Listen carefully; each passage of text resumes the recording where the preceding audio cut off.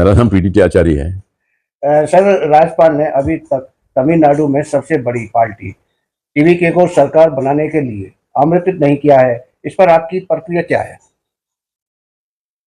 देखिए, तमिलनाडु में गवर्नर ने उनसे कहा है, तो टीवीके के लीडर जो है उनसे कहा है आप नंबर लाइए, मतलब मेजोरिटी नंबर अभी तक शायद उनके पास नहीं है, इसलिए 2 बार इन्होंने उनको वापस भेजा है गवर्नर ने। तो गवर्नर को चाहिए नंबर 118 नंबर चाहिए, वो अभी तक ये जुटा नहीं पाए हैं। तो इसलिए एक तरह से गतिरोध है, गवर्नमेंट बन नहीं पा रहा है। तो इसमें देखिए, गवर्नर के पास सामने 2 विकल्प है।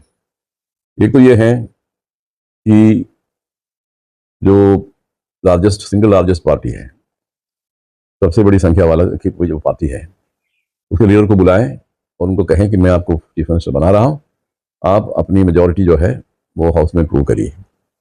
ये एक विकल्प है। और दूसरा विकल्प ये है कि आप मुझे नंबर दिखाइए, आपके जो इतने पार्टीज है सपोर्ट करते हैं, और उनके लेटर मुझे दिखाइए, साइंड लेटर्स, और उसके बाद ही मैं आपको चीफ मिनिस्टर बनाऊंगा। ये भी कर सकते हैं। ये 2 विकल्प है उनके पास।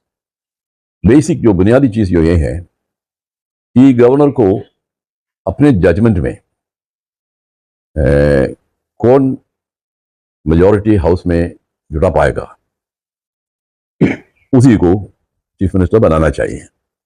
ये है। तो ये नहीं कि गवर्नर ने किसी को चीफ मिनिस्टर बना दिया और हाउस में जो मोशन लाते ही वो गिर गया, सपोर्ट नहीं मिला, तो ये तो फिर और प्रॉब्लम आएगा। तो इसलिए गवर्नर, शायद इन्होंने काफी कॉशियस स्टेप लिया है अभी जो वर्तमान गवर्नर जो है।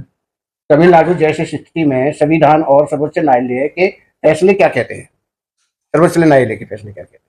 सर्वोच्च न्यायालय के जो फैसले इन चीजों में ये है कि गवर्नर अपने बेस्ट जजमेंट में चूज करना चाहिए जो चीफ मिनिस्टर बन सकता है, जो हाउस में मेजॉरिटी कमांड कर सकते हैं। यह है उसका बेसिस। अगर गवर्नर ये सोचता है कि ये आदमी इसको मेजॉरिटी मिल जाएगा, मुझे जो पूरा विश्वास है, तो वो इसको बनाएंगे, उन्हीं को बनाएंगे। ये तो गवर्नर की जजमेंट पर है। ये तमिलनाडु के राज्यपाल को इस संबंध में निर्णय लेते आदर्श तरीका क्या होना चाहिए? वेल, निर्णय तो तभी लेंगे जब उनके पास नंबर आएगा। अभी तो वही तो कह रहे हैं। लेकिन वो जिस तरह से कह चुके हैं कि कांग्रेस के साथ लेके 100 सीट पूरी दे चुके हैं, कई बार मिल चुके हैं उनसे।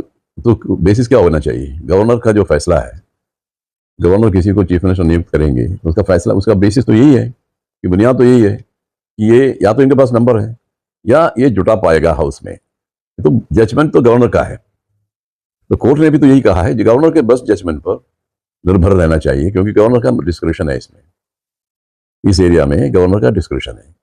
यहाँ पर सुप्रीम कोर्ट या हाई कोर्ट कुछ ऑर्डर नहीं दे सकते, यही है कि आप ये करिए या आप वो करिए, ऐसा ऑर्डर नहीं दे सकते। गवर्नर अपने जजमेंट के बेसिस पर एक डिसीजन लेते हैं।